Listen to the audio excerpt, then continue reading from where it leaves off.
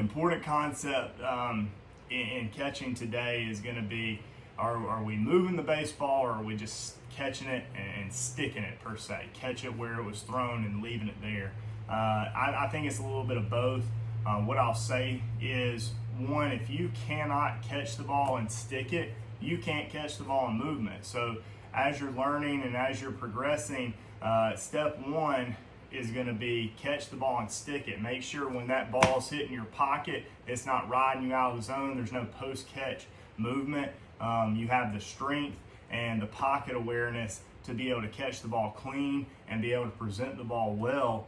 And if you can't do that, you don't need to be trying to move the ball. Now, once you've shown the ability to do that and do that consistently, that's when we start progressing to moving the baseball. And what I say that in quotations because we're really not trying to move the baseball. What we're trying to do is we're trying to add value to the pitch. Talked about that in an earlier video, but if that ball is a 50-50, let's say it's one baseball off the plate, can I make a 50% strike call look like a 55-60% strike call? If it's an 80% strike call, can I make that an 85% strike call? And the reason I say that is you want to have the same consistent move regardless of where the pitch is.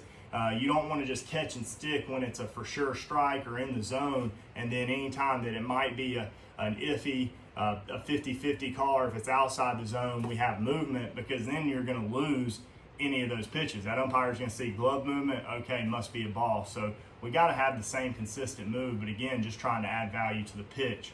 So if that ball is, let's say it's right here on the edge of this green, so I'd say that's probably a 40% strike call. In high school baseball, can I make that 40%, 45 or 50%? That's my goal. Now, the way we accomplish that is, again, we're not moving the pitch, we're moving through the catch.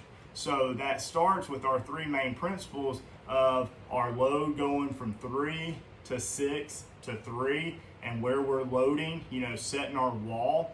That wall is going to be set to allow us to work through the ball side of the ball as it comes in, and being an airplane, not an elevator, is going to give me some adjustability with that. So as that ball's coming in, I presented my target, I load down to 6, I set my wall, I'm on the ball side of the ball, it's coming in, I move through the ball side of the ball like an airplane, not an elevator, boom, and I present it back at 3 o'clock.